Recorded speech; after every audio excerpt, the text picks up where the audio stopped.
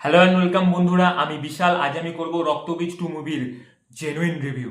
তো নন্দিতা রয় ও শিবপ্রসাদ মুখার্জি পরিচালিত রক্তবীজ 2 মুভির ট্রেলারটা যখন রিলিজ করেছিল, আমাদের মনে কিন্তু আলাদাই একটা ক্রেজ ছিল। যে একটা হয় না যে পার্ট 1 রিলিজ করলে মুভির পার্ট 2 এর জন্য একটা আলাদা একটা এক্সপেকটেশন থাকে। তো এই মুভিটাও কি সেম পার্ট 1 এর মতো পার্ট 2 যে হাইপটা সেটা কি ম্যাচ করতে পেরেছে, সেটা নিয়ে এখন আমরা ডিসকাস করব। তো প্রথমেই মুভিটার স্টোরি সম্বন্ধে একটু শর্টে তোমাদের বলে দিই। মুনির আলম মানে যে ক্যারেক্টারটা প্লে করছে অঙ্কুশ হাজরা, সে তার মায়ের মৃত্যুর প্রতিশোধ নিতে টেরোরিস্ট গ্রুপ জয়েন করবে। আর তার মকসদ হলো বাংলাদেশের প্রধানমন্ত্রী ও তার বিরোধী দলনেত্রীকে খতম করা। আর এই মিশনকে রুখতে অ্যাপয়েন্ট করা হয় দিল্লির এসিআই এজেন্ট পঙ্কজ সিংহ অর্থাৎ আবির চ্যাটার্জিকে। আর তার সাথে আমরা দেখতে পাবো পুলিশ অফিসার সংযুক্তা অর্থাৎ মিমি চক্রবর্তীকে। এসিআই এর এজেন্ট পঙ্কজ সিংহ কি পারবে টেরোরিজমকে রুখতে, সেটা জানতে গেলে তোমরা মুভিটা দেখো। এবার মুভিটার পজিটিভ আর নেগেটিভ দিক দিয়ে একটু কথা বলি। সত্যি কথা বলতে আমার মুভিটা একদমই ভালো লাগেনি। পজিটিভ দিক বলতে অঙ্কুশ হাজরার যে ডুয়েল ক্যারেক্টার, একদিকে যে একটা ভালো মুখ আবার আরেকদিকে যে একটা ভিলেনের ক্যারেক্টারটা, দুটোই কিন্তু আমার খুব ভালো লেগেছে। অপরদিকে আবির চ্যাটার্জির অ্যাক্টিংও কিন্তু আমাকে দারুণ ইমপ্রেস করেছে।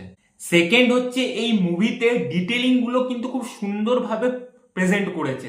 যেমন অঙ্কুশ হাজরাকে যে স্নাইপার চালাতে গেলে হাওয়ার যে একটা দিক, সেটা নজর রাখতে হয়, সেটা কিন্তু খুব সুন্দরভাবে দেখিয়েছে। আর লাস্ট হচ্ছে ভারত বাংলাদেশের মধ্যে যে পুরনো যে খুব ভালো সম্পর্ক ছিল, একটা ভালো ঐক্যতা ছিল, সেটা কিন্তু খুব সুন্দরভাবে এই মুভিতে প্রেজেন্ট করেছে।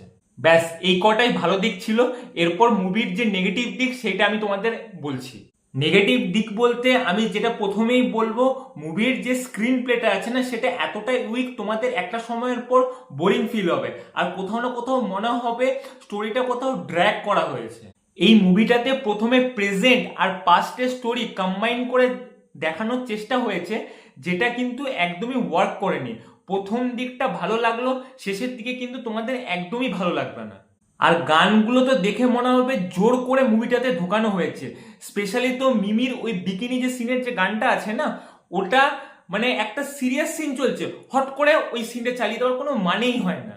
আর সবচেয়ে বড় ভুল হলো মিমির যে পুলিশের ক্যারেক্টারটা, মানে ওইরকম একটা সিরিয়াস ক্যারেক্টার যেটা তোমরা পার্ট 1-এ অলরেডি দেখেছো, সেটা পার্ট 2-তে কিছু কিছু কমেডি সিন করার চেষ্টা করেছে, যেটা কিন্তু একদমই ওয়ার্ক করেনি। কিছু এখানে এক্সট্রা ক্যারেক্টার দেওয়া হয়েছে যেগুলা না দিলেই মনে হয় ভালো হতো। যেমন কৌশানী মুখার্জির ক্যারেক্টারটা যে কেন দিয়েছে, ও থাকাও যা না থাকাও যা, না থাকলেও কিন্তু কিছু মনেই হতো না। আর যে ক্যারেক্টারগুলোর অ্যাকচুয়াল ভ্যালু দেওয়া উচিত ছিল, যেমন আমাদের রাষ্ট্রপতি প্রণব মুখোপাধ্যায় যে দিদি, তার যে ফ্যামিলির লোকগুলো, পার্ট 1-এ যেমন তাদের ক্যারেক্টারগুলোকে স্পেস দেওয়া হয়েছিল, এই পার্টে কিন্তু তাদের কোনো সেরকম ভূমিকাই নেই। সবশেষে একটাই কথা বলবো, পার্ট 1-এ রক্তবীজ দেখে যে আমাদের একটা এক্সাইটমেন্ট লেভেল ছিল, পার্ট 2-তে কিন্তু পুরোটাই কিন্তু আমাদের নিরাশ করে দিয়েছে। তাই আমার তরফ থেকে রক্তবীজ 2-কে 2.5 আউট অফ 5 রেটিংস আমি দেবো। আর তোমরা যারা যারা অলরেডি রক্তবীজ 2 দেখে নিয়েছো, তারা বলো তোমাদের কেমন লাগলো মুভিটা। আর ভিডিওটা ভালো লাগলে একটা লাইক আর সাবস্ক্রাইব করে দাও। আজকের মতো টাটা।